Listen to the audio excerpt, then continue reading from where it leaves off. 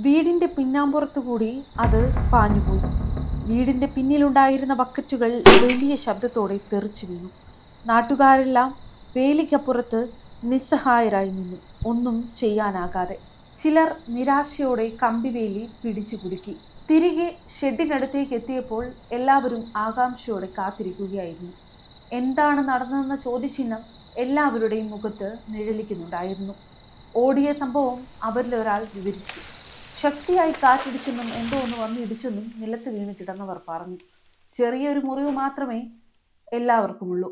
അവിടെ ഇവിടെയായി കോഴികൾ ഓടി നടക്കുന്നു. കുറച്ച് കോഴികളെ കടിച്ചു തിന്നിട്ട് ബാക്കിയൊക്കെ അവിടെ ഇട്ടിരിക്കുന്നു. കോഴികളെയെല്ലാം തിരിച്ച് കൂട്ടിലാക്കി. പിറ്റേന്ന് രാവിലെ തന്നെ പോലീസ് അന്വേഷിച്ചെത്തി. ആ ജീവി ഓടിപ്പോയ വഴിയും കമ്പിവേലിയും നാട്ടുകാർ കാട്ടിക്കൊടുത്തു. അവർ എന്തൊക്കെയോ തെളിവ് ശേഖരിച്ച് മടങ്ങിപ്പോയി. അന്നു രാത്രി പതിവിലും കൂടുതൽ പേർ കാവൽ നിന്നു. പോലീസുകാരും ഡ്യൂട്ടിക്കുണ്ടായിരുന്നു. അന്ന് പ്രശ്നങ്ങളൊന്നും ഉണ്ടായില്ല. പിറ്റേന്ന് അതിനിടയിൽ പരിക്കേറ്റവരുടെ ഇടയിലെ അരുണിന്റെ മുറിവ് പഴുക്കാൻ തുടങ്ങിയിരുന്നു. കടുത്ത പനിയും എന്തൊക്കെയോ വിളിച്ചു പറയാനും തുടങ്ങി.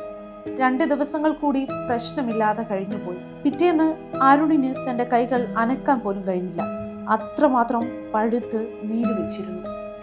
പനി കടുത്ത് ജ്വരമായി ബോധം നഷ്ടപ്പെട്ട അവസ്ഥയിലായി. കുറച്ചു ദിവസം സംഭവങ്ങളൊന്നും കാര്യമായി നടക്കാത്തതുകൊണ്ട് കാവലൊക്കെ മതിയാക്കിയിരുന്നു.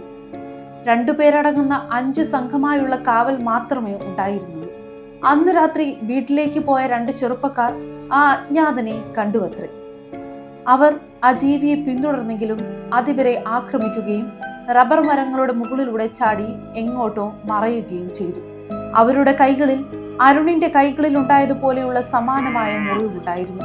അന്ന് രാത്രി തന്നെ നാട്ടുകാരിൽ ഒരാൾ പുറത്തുനിന്നുള്ള പശുവിന്റെ കരച്ചിൽ കേട്ട് മുറ്റത്തിറങ്ങി നോക്കുമ്പോൾ ഒരു ജീവി പോത്തിന്റെ കഴുത്തിൽ നിന്നും ചോര കുടിക്കുന്നതാണ് കണ്ടത്.